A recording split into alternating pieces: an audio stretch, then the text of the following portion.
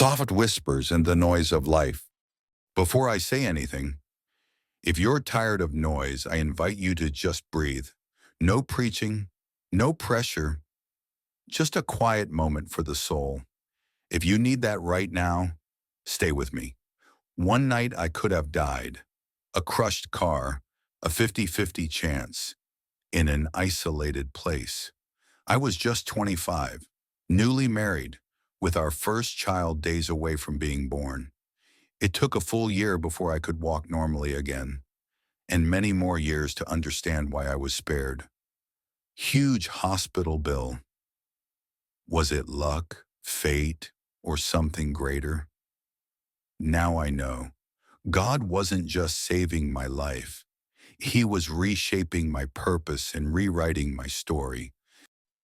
In the course of my life, I wanted to go deep and discover the meaning of this near-fatal event, a turning point that changed everything. The next pages of this book unveil the unfolding of what God has been trying to do with my life.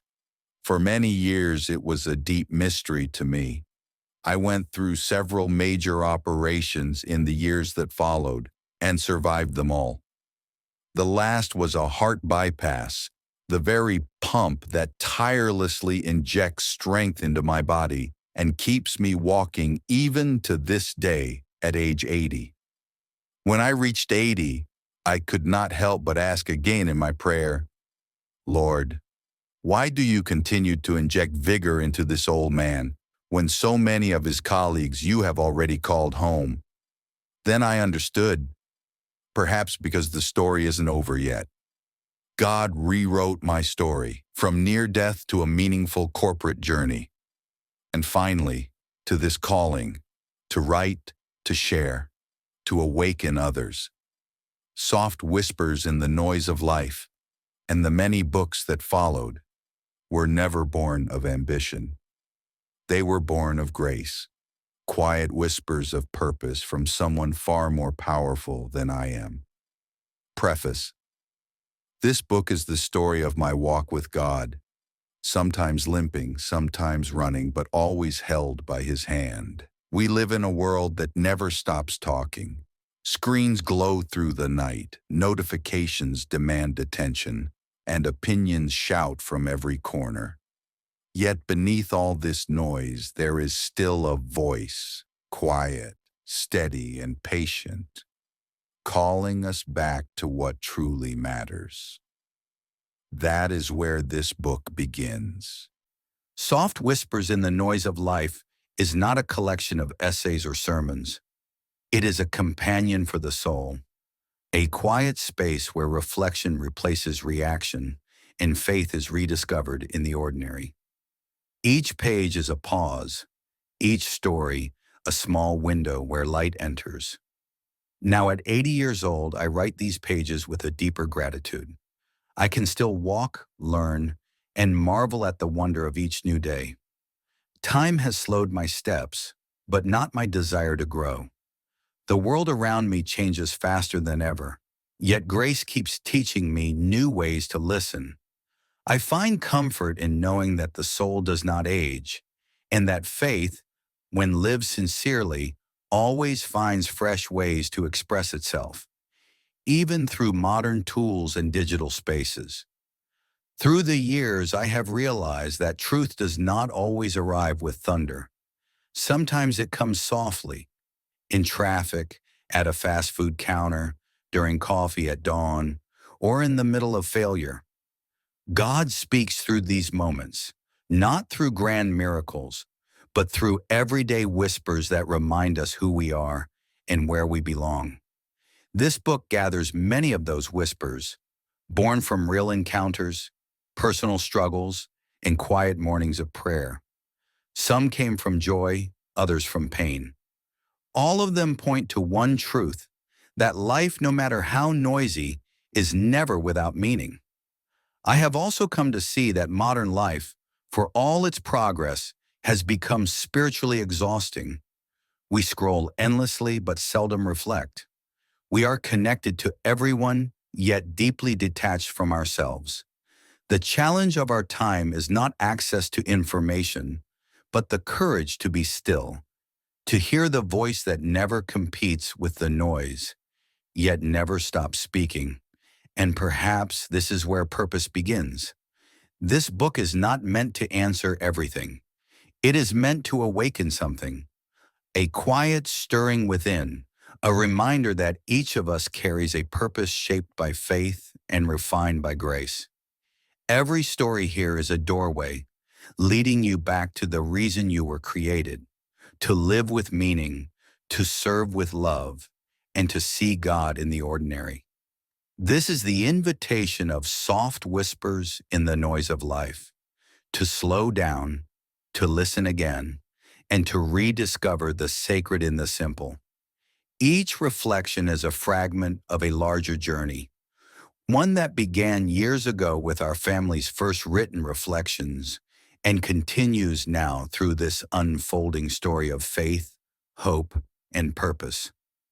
May these pages help you find your own quiet corner where God's whispers can be heard again. Because sometimes the most powerful messages are not shouted. They are softly spoken, yet they awaken everything. My journey as a writer began within the family, together with my sister Alice, when we decided to start what would become the first chapters of a lifelong work. What began as a simple effort to record the senior family story slowly turned into something far greater. A reflection on faith, life, and survival in a fast-changing, tech-driven world. It was a difficult beginning. We were not trained authors, only people with a story to tell, and a desire to leave something meaningful behind. But that first attempt, though rough and uncertain, laid the foundation for everything that followed. Once that foundation was set, the next steps came a bit easier, not because the path was smooth, but because the purpose became clearer. As I continued writing, the message began to form more strongly, to help readers find stillness, meaning, and faith amid the rush of modern life. It was a mirror of our times, a world where people scroll endlessly, chase success restlessly, and forget to pause for prayer. The message was simple yet profound. Faith must adapt to the times, but it must never be lost in them. Gradually, the reflections deepen.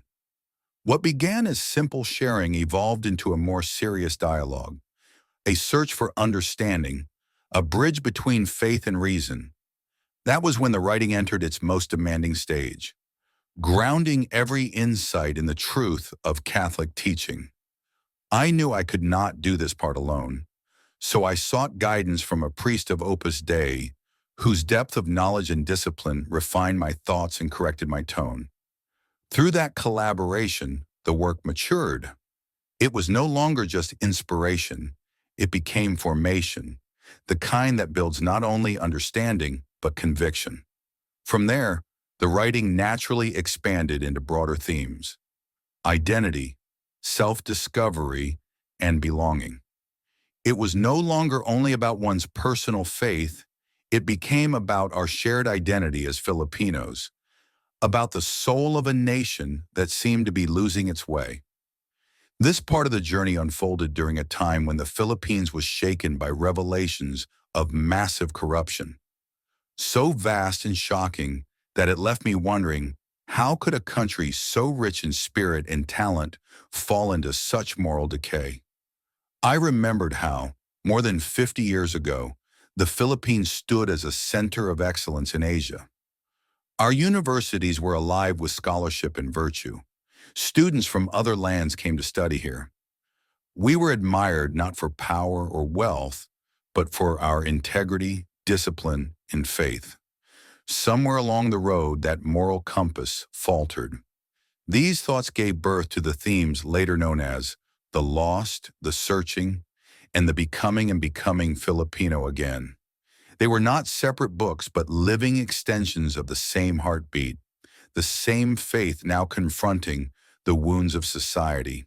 They became reflections of conscience addressed to the modern Filipino, especially the youth, struggling to find meaning in the middle of digital noise, moral confusion, and fading identity.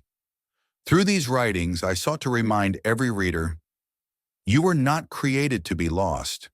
You come from a people of grace and greatness. You can still become who you were meant to be. It was at this point that my writing stopped being just personal reflection.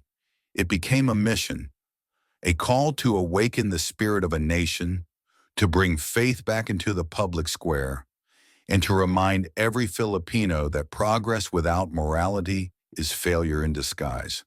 And now this continuing journey finds its most mature expression in soft whispers in the noise of life.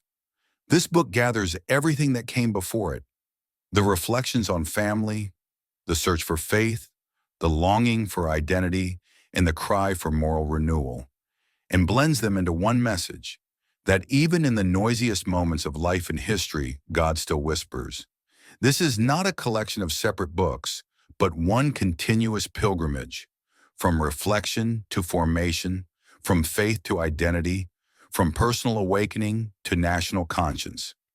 Every stage has refined the next, until the words themselves became a quiet prayer and a personal offering. Writing for me has never been just about words on paper. It has been a journey of becoming, a journey that began at home, deepened through faith, confronted the nation's truth, and now reaches out to others with the soft but persistent voice of hope.